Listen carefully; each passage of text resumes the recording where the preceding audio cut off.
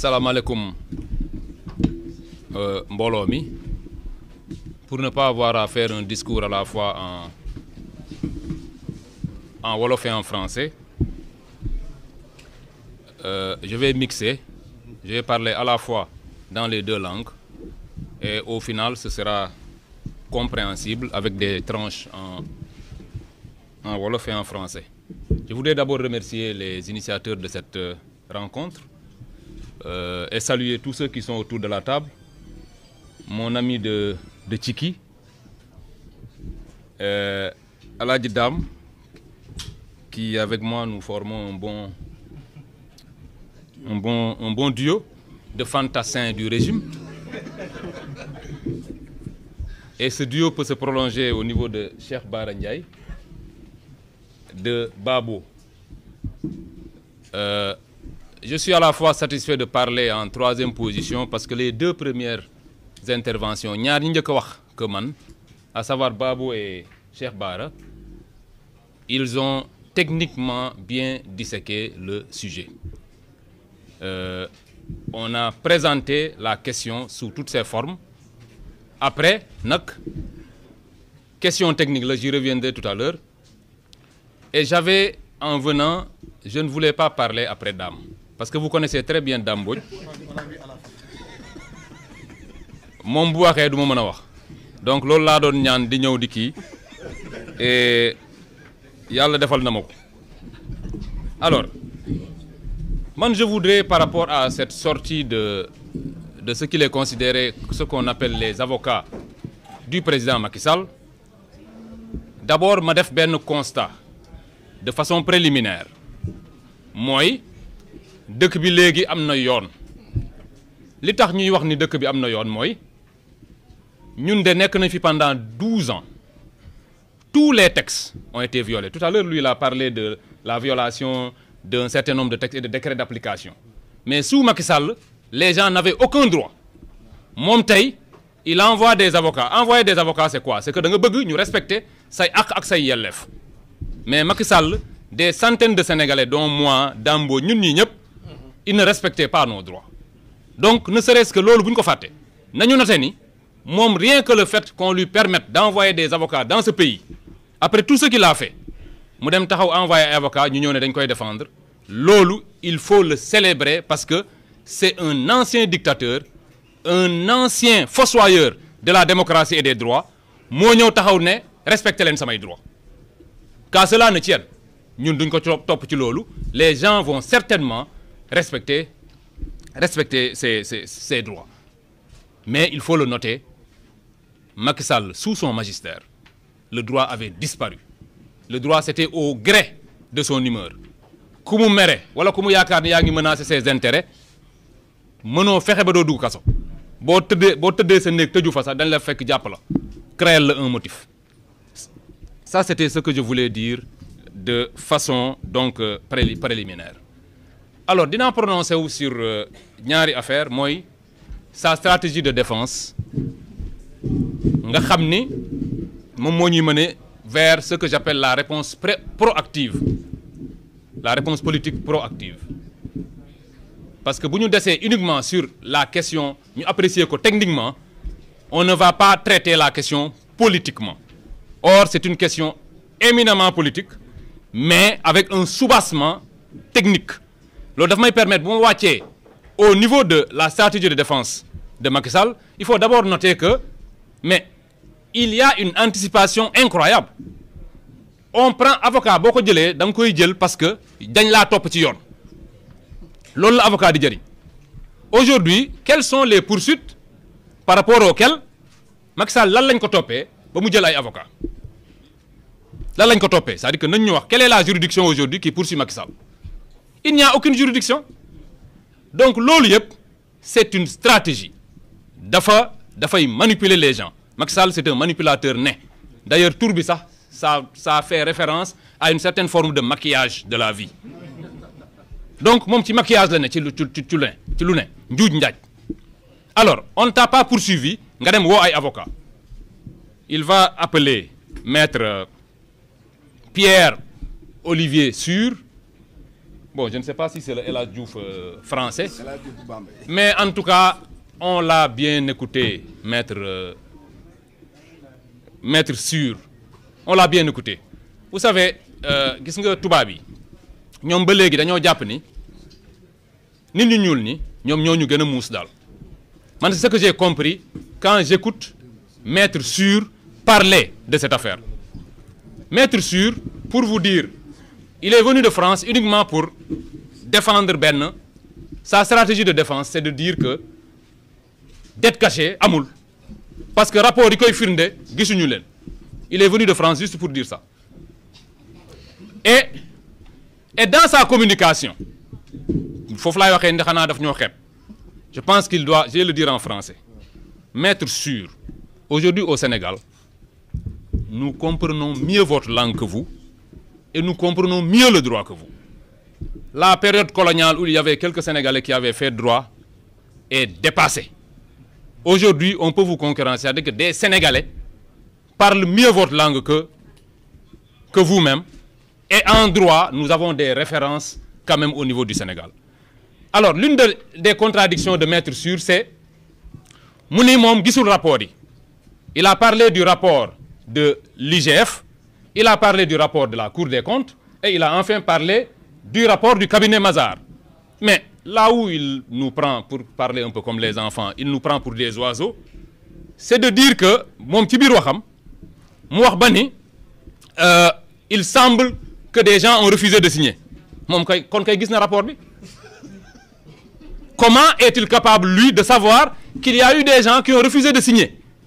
Li ñu bañ a signer non, mooy rapport bi. Et c'est ça qu'il dit qu'il n'a pas. Il parle à qui? C'est pas parce qu'il prend l'avion qu'il vient en Afrique qu'il peut tout se permettre. Il parle même de procès stalinien. C'est une grande contradiction. C'est une insulte pour ce peuple. Nous n'avons pas fait de procès. Macky Sall, il n'y a aucune affaire contre lui. C'est à la limite des incidents diplomatiques. C'est-à-dire, dans un pays, on n'a pas encore engagé de poursuite, tu te mets à critiquer les gens, à parler de procès stalinien. Comme si nous étions en train de violer les droits. La question, comme l'a dit tout à l'heure Babo, est une question technique. Ce n'est pas un avocat qu'il fallait aller chercher. C'est des spécialistes de droit budgétaire. C'est des financiers qu'il faut chercher à ce stade pour s'expliquer. Avocat, on n'est pas dans un combat. L'avocat, c'est pour te défendre dans le cadre d'une instance. Et je ne pense pas que Olivier Sûr ait des références sérieuses en matière de finances publiques. Pour le moment, on n'en est pas encore là. Donc, aller chercher un avocat pour ça, je ne pense pas qu'on en ait besoin. Et je l'ai dit aujourd'hui, la dette cachée, Macky Sall ak ñoñam, à savoir ñom Aïssata Tall Sall qui le défendent, mënuñoo wax dans ce pays ba nit ñi japp ni dette cachée amul. Dama bëgg retourner affaire bi nenen. Une dette mooy lan mooy loo leb. Le gouvernement du Sénégal, attaché à la transparence, dès qu'ils sont arrivés, le président et le premier ministre ont dit nous allons gouverner dans la transparence et la vérité. On va dire la vérité aux Sénégalais. Vous pensez que nous allons aller inventer, parce que la dette cachée, c'est une déclaration pour nous. C'est de dire qu'il y a 4 850 milliards qui sont quelque part, qui sont une dette. Mais quand on le déclare, ça veut dire qu'on va le payer. Est-ce que nous disons, bon, vraiment, bon, légui, mandal, damay xex Macky, au point que n'a créé dette cachée de 4 000 milliards, ma war ko fay uniquement pour avoir Macky Sall. Macky Sall, nous l'aurons même sans viser. Jarul ñuy def ben affaire. C'est moy nit ñi nga xam dañuy taxaw sa kanam, tu tires sans viser et tu l'atteins. Soxlawul ñuy dem créer ji 4 milliards de dettes. Bo xamné dañ koy fay. Et je vous dis que c'est tellement grave que non seulement, en fait, une dette correspond toujours à, c'est une forme de financement. Qui ne peut dette, ça veut dire que donc, c'est extrêmement grave. Et j'ai entendu tout à l'heure quelqu'un dire, ñom Macky Sall, li ñu def ci dëkk bi, grave no grave, légui ñun ñoo ngi fay chaque mois, disons, au titre de l'amortissement et du service de la dette, 16 milliards. Mais 16 milliards yooyu ñu war a fay ñi ko def ngeen yaakaar ni waruñu leen woon a topp bu yàgg. Man wax naa ko depuis l'année dernière Dame j'ai dit que gis nga nit boo jàkkaarloog moom damay jël toujours cette métaphore qui fait appel à la lutte bu ngeen jàkkaarloo lu mu la ragal bu xaaree 1 minute ñëwoo au bout de 5 minutes boo ñëwul mu commencé la ñeme c'est sûr Macky Sall moom bu ñu songoo dañ koy daan mais nañ ko teel a daan balaa moo guddi ay arbitre dit arrêté match bi ñu naan match nul ak yooyu. Donc ce que je voulais dire c'est que ñoom li nga xam ne jël nañ ko ci dëkk bi li nga xam ne def nañ ko on a dit tout à l'heure ils devaient raser les murs non ils ne rasent pas les murs on les rase parce que ñun ñii quand je dis raser on te rase kaso moom balaa nga faa dugg yow mosoo dugg de ah d'accord bon balaa nga faa dugg dañ lay wat mais il faut les raser dëkk bi ku def loolu dañ la war a wat nga dem tu vas en répondre loolu noonu la dëkk di doxee Macky Sall li mu def nii te lii nii lu ndaw la par rapport ak li nga xam ne moom lañ ko war a mën a reprocher yëpp mooy li may wax la réponse politique proactive dañu leen a seetaan ba ñoom je vous ai dit il y a quelques semaines commencé nañ jàpp confiance tout à fait au départ nous n'entendions pas parler le président de la République l'ancien président de la République et ses acolytes ses suppôts de l'APR mais tey jii wax na ñoo wax a wax ba commencé sax wax ni ñoom dañ ñuy porter plainte ça veut dire quoi ça veut dire que la stratégie pour ñoom c'est il faut juste faire diversion gars yi ñu ngi ñëw ci man mais pour gëmloo ni man defuma dara man naa leen njëkk a song naa leen attaquer et c'est en cela que je considère que il faudrait que la reddition des comptes soit complète te ki gën a nekk cible ki nga xam ne moo fi gën a def loo xam ne war nañ koo mën a topp c'est Macky Sall. Macky Sall a mis en place un système global de prévarication de tricherie tout était faux sous Macky Sall tout était faux li vrai woon li nekkoon dëgg mooy lui il s'appelait Macky Sall et les noms de ses ministres en dehors de ça loo dugg rek ay naxa nga ca parce que la manipulation suprême dans un état waa FMI sax mënuñu koo gëm les gens ne savent pas que il était possible pour un état en 2020 et quelques de pouvoir par des micmacs budgétaires parvenir à cacher à soustraire une dette de la lisibilité ils ont été très très forts li ñu def kenn mësu koo def moo tax ñu nit ñu war a def loo xam ne kenn mësu koo def mooy tous ceux qui de près ou de loin ont eu quelque chose à voir avec cette dette là nga xam ne dañoo engagé inutilement le peuple sénégalais violant toutes les règles s'immisçant dans les compétences de l'Assemblée nationale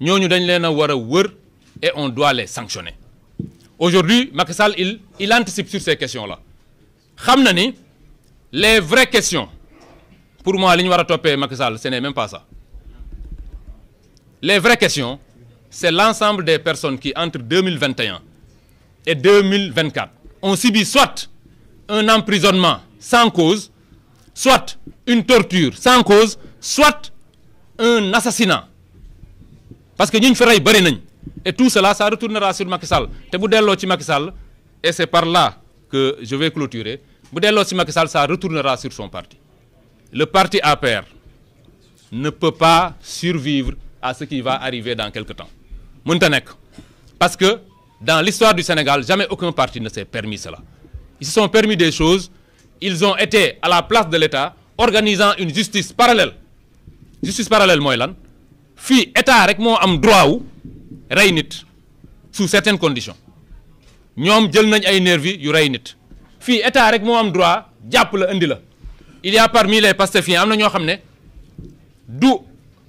du police moo leen jàpp c'est l'APR qui c'est comme si man ma jël la sécurité actuelle d'Ousmane Sonko et je me mets à arrêter des Sénégalais c'est ce que faisait l'APR loolu tax na bu ñu demee nii tout cela ne passera pas ces anticipations ces constructions intellectuelles ces convocations de petits sorciers blancs sans profondeur intellectuelle loolu mënu leen cee génne nous arriverons au moment où tout le monde, au niveau de l'APR, et c'est pour ça en tout cas que moi je me bats, et je considère que c'est pour ça que les Sénégalais nous ont élus, nous arriverons à un moment critique où les gens de l'APR répondront et l'APR va mourir de sa belle mort. Je vous remercie.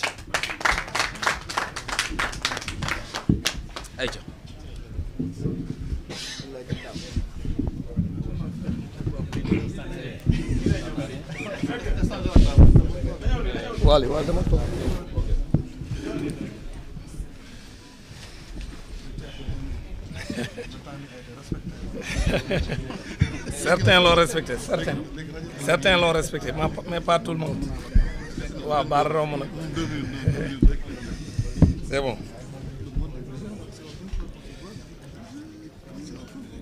Voilà, merci. Asalaamaaleykum mbokk yi xarit yi. Maa ngi leen di nuyu yéen ñëpp kenn ku nekk ci turam ak ci santam. Di nuyu ñi nga xam ni ñoom laa seqal tey waxtaan wi.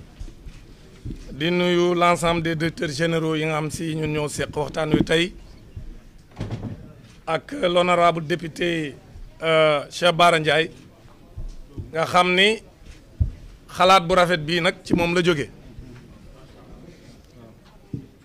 ñuy wax tamit ni benn groupe la rek bu ñu jël pour ñu ñëw leeral parce que am na ay sénégalais yu naan ñu jarul woon ngeen di leeral mais dama jàpp ni boo ko seqeeg langue politique bi ak ñoo xam ne ci ay tappale ak ay jaxase la ñuy xëy di ci gont kon li gën mooy bu ñu la taqalee nga leeral dina am solo ndaxte mën nañoo juumloo ñoo xam ne xëy na dañoo xamul kon ñu leeral am na solo loolu moo tax groupe bi ñëw mais mënoon nañoo jël ñeneen ah parce que loolu aussi dañ koy leeral c'est de façon arbitraire qu'on a choisi les gens qui devaient s'exprimer aujourd'hui dans cette conférence de presse donc tout dañu toog rek jàpp ne ñun ñoo war a wax au nom de la majorité mais dañu jàpp ne rek c'est des voix quand même qui sont autorisées pour leeral ku ci nekk ci sa xam-xam fi mu toll ak ñoom la ñu def parce que gis nañ leen démb lu ñu def dañoo def benn cartel de politiciens